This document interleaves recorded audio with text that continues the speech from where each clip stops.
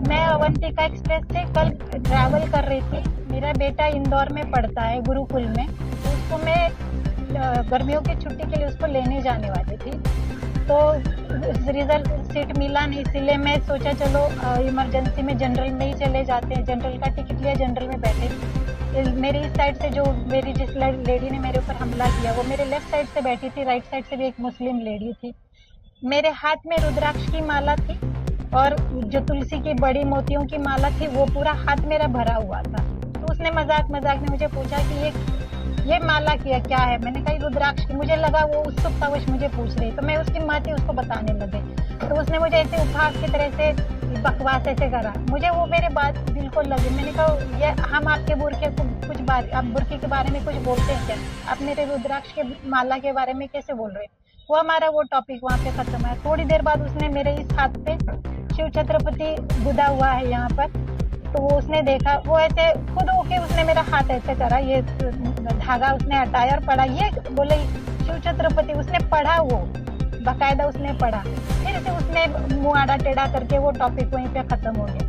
फिर थोड़ी देर बाद ऐसे हमारे रैंडम टॉपिक चल रहे थे। मेरा बेटा बोले आप क्यों जा रहे हो ऐसा? मैंने कहा मेरा बेटा पढ़ता है गुरुकुल में, तो मैंने कहा संस्कार तो चाहिए, आजकल हम सब इंग्लिश ऐसे हम रैंडम ही बात कर रहे थे।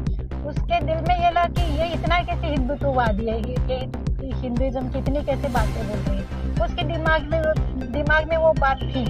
ये मैं क्यों बता सकती हूँ, क्योंकि ये सब बाद में जब झगड़ा हुआ ना, तब उसकी बातें धीरे धीरे मेरे समझ में आने लगी। झगड़ा ऐसे शुरू हुआ, उसने बेवजह पर्स ये मेरा रखा, तुमने ये वैसे वैसे बातों से उसने जानबूझ के कुछ ना कुछ तो टॉपिक निकालना चाहिए, इसलिए उसने मुझे झगड़ा निकाला वहाँ पर। जबकि उसका पर्स उसी के पास था।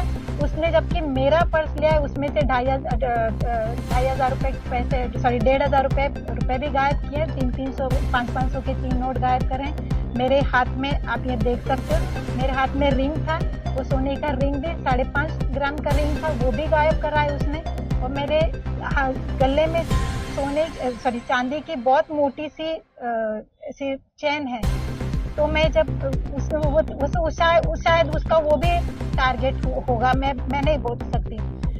तो उसने बजानबूझ के झगड़ा करा, तुमने मेरी पर्स ली ऐसा वैसा। मैं कहा मैं पागल हूँ क्या?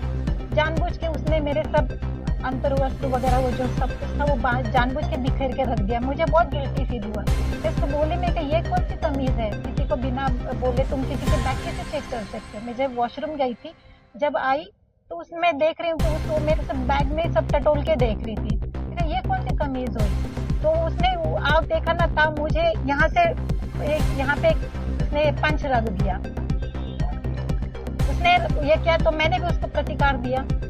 लेकिन ये हुआ कि फिर बाद में जब उसके बातें मैंने सुनी, बहुत अपना ये दिखा रही है ना, धर्म दिखा रही है ना, तब उसने सब लोगों को प्रोवोक करने के लिए क्या बोली, वो सब मुस्लिम बैठे थे, वो क्या बोलती है, अरे कैसे मुस्लिम हो तुम, एक अकेली औरत लड़ रही है और तुम सब देख रहे हो। ये बात तब मेरे समझ में आया कि ये मेरे रुद्राक्ष की माला से, ये मेरे शिव छत्रपति से क्यों चिढ़ रही थी। वो इसलिए, बाकी और कोई उसकी खुन्नस कुछ नहीं थी। फिर उसने जानबूझ के मैं उस टाइम में पीरियड में थी, तो जाहिर सी बात पैड था, तो उसने जानबूझ मेरे हाथ अंडरगार्ड में मेरे हाथ लगा दिया उसने। तो बोले तुमने मेरा आधार कार्ड पैन कार्ड, यहाँ बेसिक सी कॉमन सी चीज है भाई, कोई किसी की मुस्लिम, मैं हिंदू हूँ, कट्टर हिंदू हूँ, मैं किसी बकवास मुसलमान की मैं क्यों ही ये रखूँ आधार कार्ड और पैन कार्ड, मेरे इसमें क्यों मैं रखूँ? एक कॉमन सी चीज में उसका क्या यूज करूंगी? लेकिन वो बोले तुमने यहीं पे रखा है। वो सब लोगों के सामने उसने मेरी तलवार नीचे खींच दी। मुझे वो कह सकते बहुत उसने करने की कोशिश करी, जबकि सब वो कोई लेडीज डब्बा नहीं था, जेंट्स डब्बा था। सब लेडीज जेंट्स थे, सिर्फ हम 3 लेडीज के सिवा। वो लेडी एक मानसिक रोगी है, वो एक मानसिक रोगी है। और ये मैं वो ही नहीं, वो हाँ वो ऐसे हमारा वही थे। फिर वो बोले मेरी पर्स दे, मैंने कहा मेरे पर्स है नहीं, तो जानबूझ के, ये तो सिर्फ बहाना था। फिर उसने पता नहीं कहाँ से वो हम ब्लेड जो इस्तेमाल करते हैं, आप जेंट्स लोग सेविंग में करते हैं, पता नहीं कहाँ से उसने लेके आई और सीधा वो वार ऐसे करने वाली थी कि मैंने यहाँ पे वहाँ पे ऐसे हाथ कर दिया, इसलिए वो ये हाथ पे आ गया। 8 मेरे टाँके पड़े हैं यहाँ पे। और फिर इतना करके भी नहीं रुकी वो।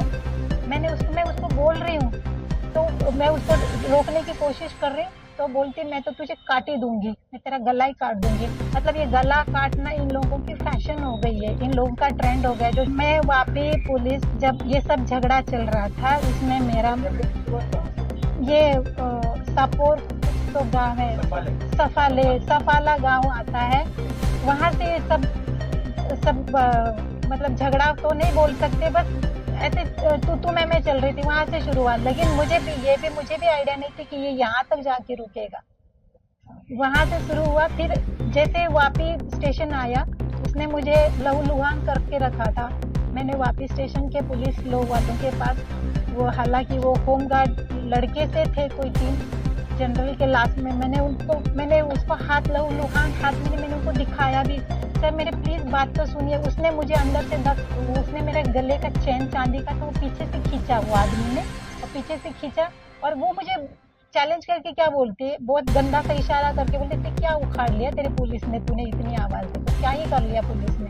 और फिर से उनका मारपीट के नौटंकी शुरू हो गई। मैंने वापी पुलिस के पास हेल्प मांगी। मैं कहा सर प्लीज आप बात तो सुनिए मेरी, मैं बहुत लहूलुहान थी, आंखों में आंसू थे, मैं बोल रही थी उनको सिर्फ आप अंदर तो आइए।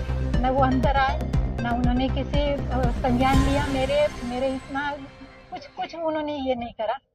फिर उतने में ट्रेन चल पड़ी। फिर इन दोनों का, फिर वो मुझे उसका डायलॉग अच्छे से याद है, तुम कुछ भी कर लो, तुम ऐसे ही कटोगे, वो ये मुझे अच्छे से याद है उसका ये डायलॉग। मैं बहुत सी बातें मैं जैसे धीरे धीरे मुझे याद आ रही, क्योंकि मैं इतना बड़ा मानसिक शॉक में बैठ गई थी, क्योंकि आज से पहले ऐसा कभी नहीं हुआ। फिर मैं बलसाड़, आगे वाला स्टेशन बलसाड़ था, तो शायद उन्हीं होमगार्ड वालों ने बलसाड़ पुलिस को इन्फॉर्म करा होगा। तो वहाँ पे ऑलरेडी जब हमारी ट्रेन आई, वहाँ पे ऑलरेडी थे वो लोग, 5-6 पुलिस वाले थे।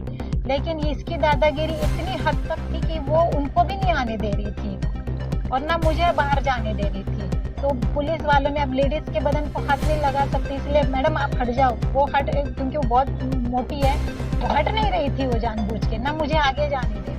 मैं अगर तो मेरा ऐसे गला पीछे से ये कर देती।